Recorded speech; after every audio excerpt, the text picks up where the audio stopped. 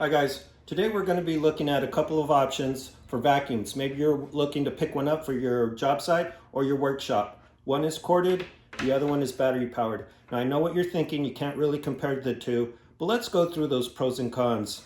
Maybe you're looking to spend your gift card that you got and you want to make a good financial decision. That's what we want to do. That's what we hope to achieve on this channel. So let's take a look. So this is the Milwaukee FUEL vacuum. It's 2.5 gallons and it's powered by battery. A couple of the good features on this one is the stowaway hose. Quick and easy, you're ready to go. Now I did hear on another channel that over time this could be flimsy and it falls out.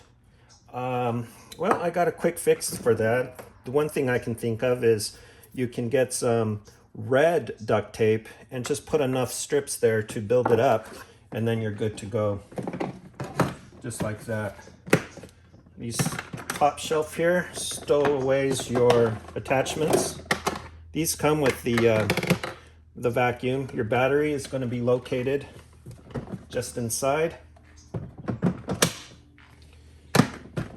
One of the negatives I heard on a couple of channels was the latch to get to the bottom portion where you're gonna put your filter in, that the latch seems a little flimsy.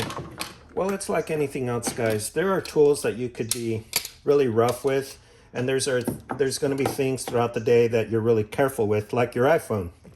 And if in case you forget, you can put a little sign here that says like iPhone. Just be very careful for that.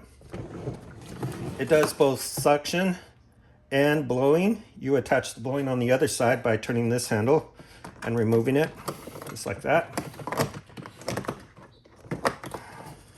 And it's got 2 speeds, a high and a low. There we go. So if you're going on the job site and you don't have power, this would be perfect. Maybe you're a semi-truck driver and you're cleaning out the cabin while fueling up. This would be perfect.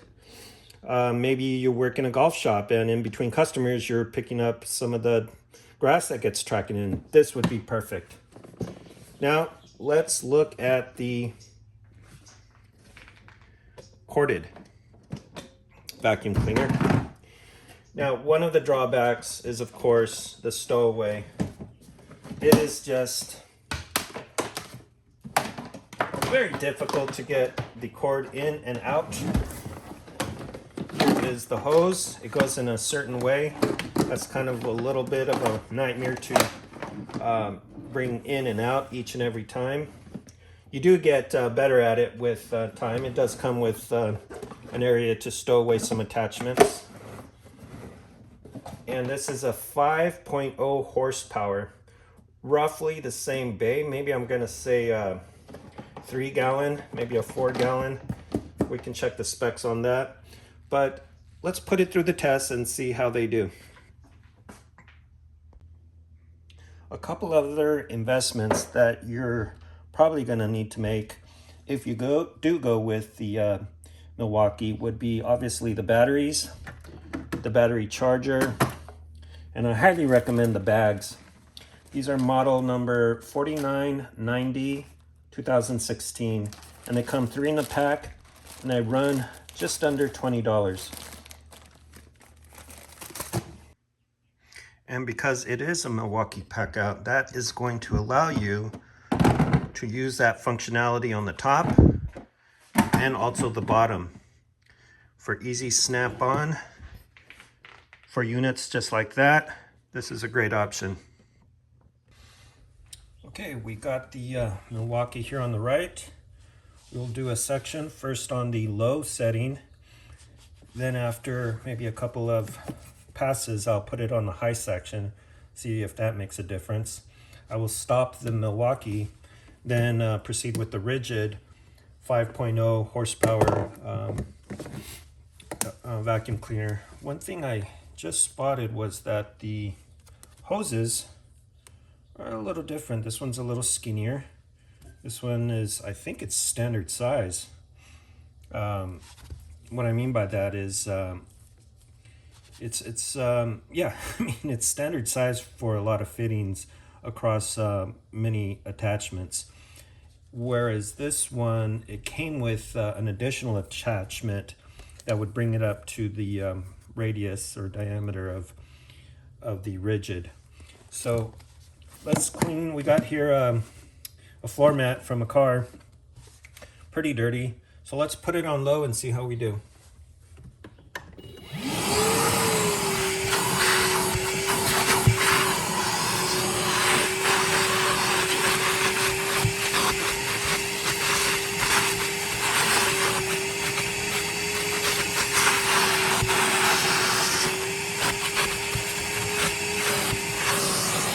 On high.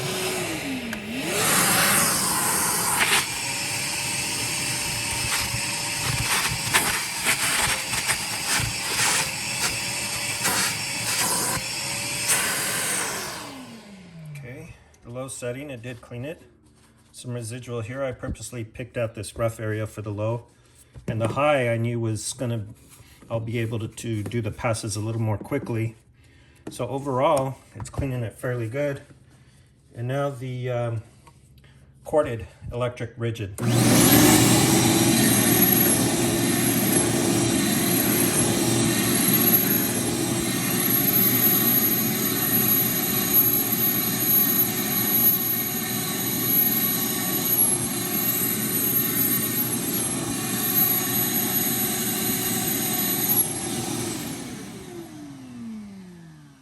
So one thing I'm noticing is that there's obviously a higher suction power on the electric.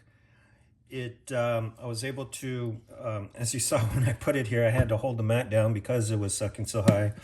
And but I did see that I did have to do the same number of passes as I did with the battery-powered cordless vacuum. So let's wrap this up. So after going through the tests and all the pros and cons, if you're already into the pack-out system, you have the batteries, you have the charger, it makes perfect sense to pick up the cordless vacuum. It's a nice to have. It picked up all the dust for small jobs. It's going to do really great for your shop. But for me, I can't do away with my Ridgid electric vacuum. It just got too much power. It's very handy in my shop. There's a cord everywhere throughout the house, even in the backyard. I always have a cord. I cannot justify getting rid of this electric 5.0 vacuum. I just love it. It's Ridgid. And so guys, let me know what you think. If you like this video, please give it a thumbs up, share, subscribe with your friends, and we see you on the next one. See you later.